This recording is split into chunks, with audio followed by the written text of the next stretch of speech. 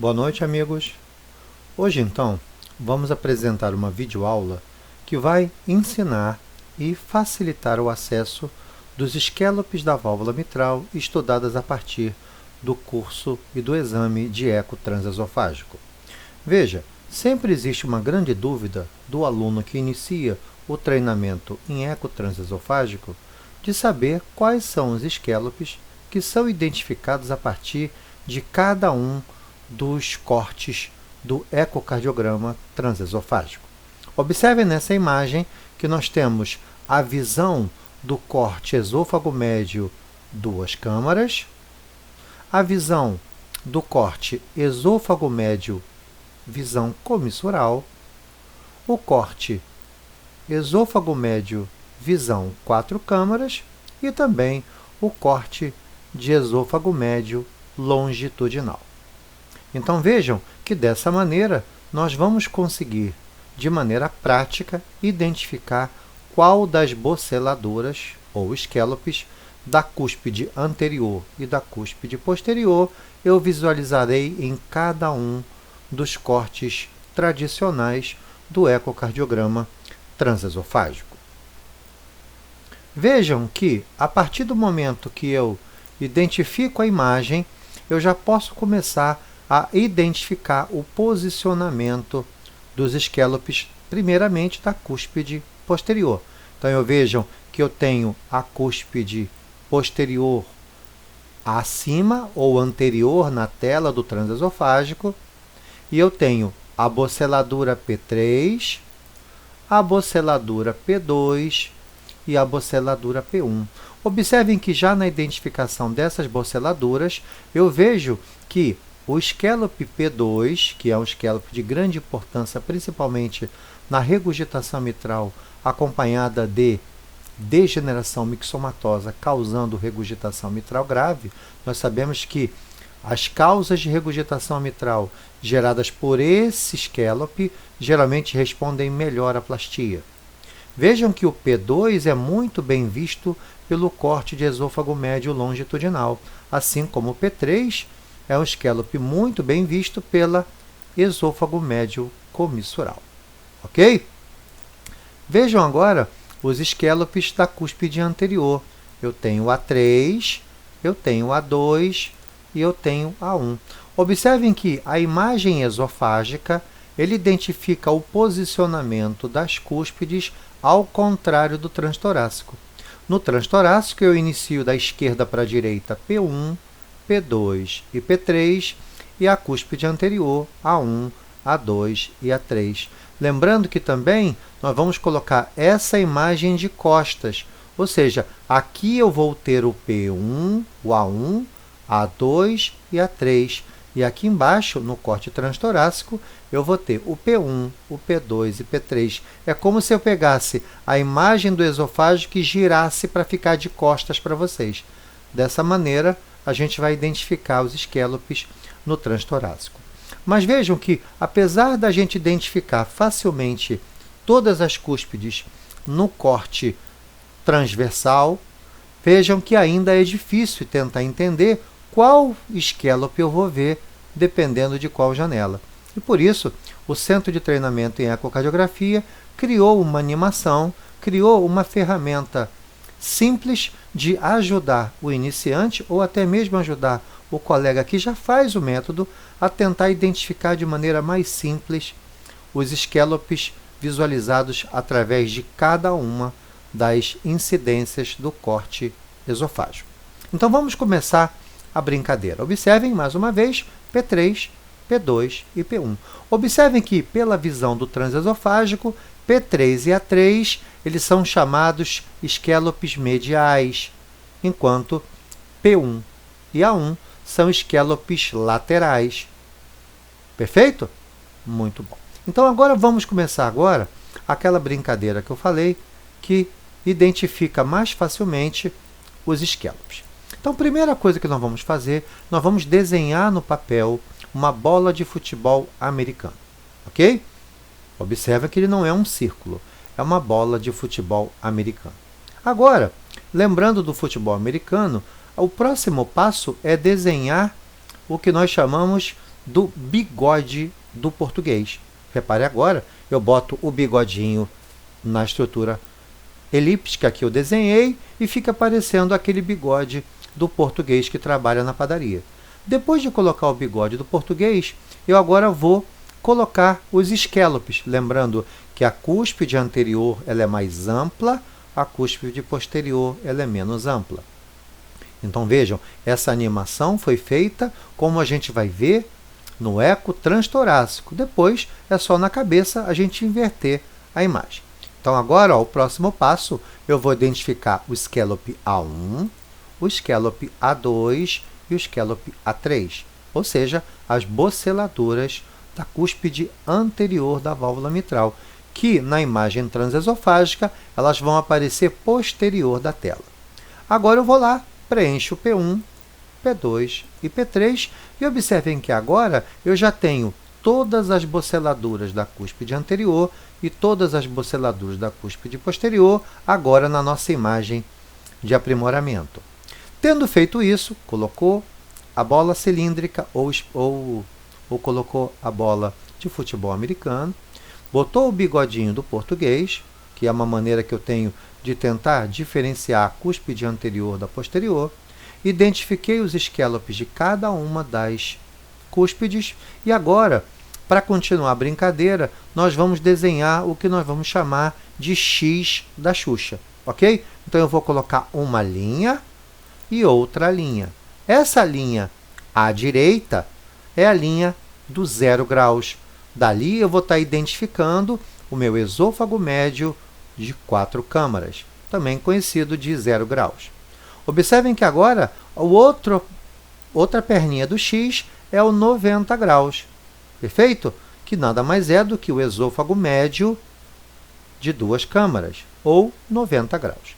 Tendo feito isso, desenhei a figura elíptica, o bigodinho do português, identifiquei todos os escalopes da esquerda para a direita, A1, A2, A3, P1, P2, P3, e desenhei as duas linhas da Xuxa. Agora, nós vamos desenhar também a cruz. Então, eu vou lá, ó, desenho uma cruz. Um dos braços da cruz é o 45 graus, que está entre 0 e 90. Esse ângulo de 45 graus será o esôfago médio comissural. E observem que agora o outro é o 135 graus, que é o esôfago médio conhecido como longitudinal, onde geralmente eu tenho um ângulo de 120, 135 graus. Ok? Então, dessa maneira, eu desenhei todas as boceladuras da válvula mitral, todas as boceladuras também da cúspide anterior e posterior. Identifiquei todos os cortes principais que vão estudar essas boceladuras. Esôfago médio de 0 graus, 4 câmaras, esôfago médio de 45 graus, comissural, esôfago médio de 90 graus, visão 2 câmaras, e o esôfago médio de 135 graus, o conhecido longitudinal. Então, agora vejam, nós vamos colocar agora uma luneta, estudando agora quem é visualizado com 0 graus, ok? E observa, quando eu vejo o coração ou a válvula mitral através de 0 graus, observem que eu vou ver P1, P2, A2 e A3. Olhem como ficou simples. Então, eu não consigo ver A1, eu não consigo ver P3. Quando eu olho do esôfago médio de 4 câmaras, eu somente visualizo o escalope P1, P2, A2 e A3. Então, vejam aqui na imagem se não é isso que eu identifico. Observem, átrio direito, átrio esquerdo, ventrículo direito, ventrículo esquerdo. Aqui eu tenho a minha válvula mitral. Então, reparem, P1, P1, P2, P2, A2, A2 e A3, A3. Ok? Então, de maneira simples, eu identifico as boceladuras da válvula mitral quando eu utilizo um corte de esôfago médio 4 câmaras, ou 0 graus. Vamos ver agora a visão de 45 graus, ou a visão comissural. Faço a mesma coisa, coloco a minha bola elíptica, coloco o bigodinho do português, identifico cada um dos escalopes da cúspide anterior e cada um dos escalopes da cúspide posterior. Agora eu desenho a imagem do X da Xuxa.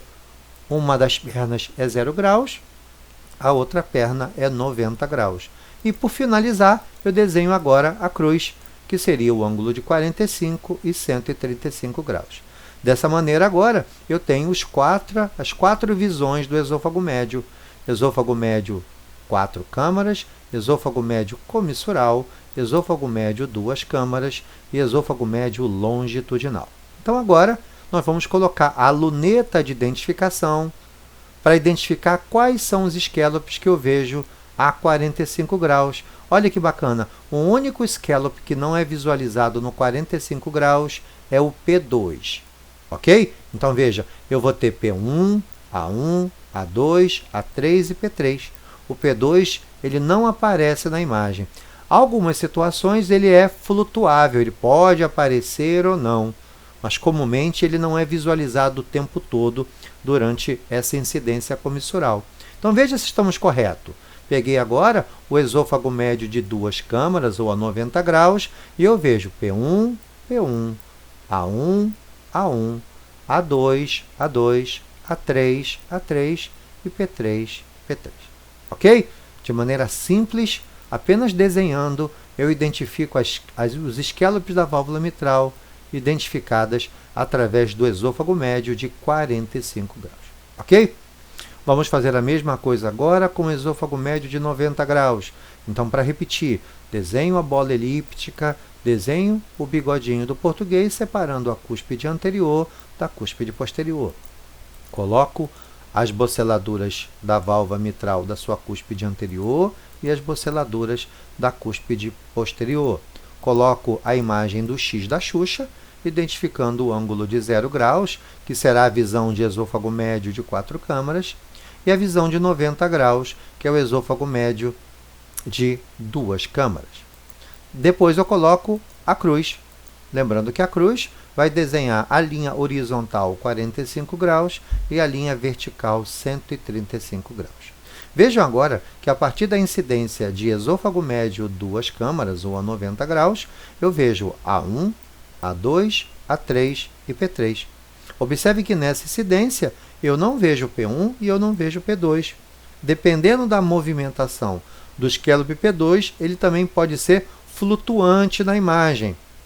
Porém, ele não é uma estrutura fixa de análise.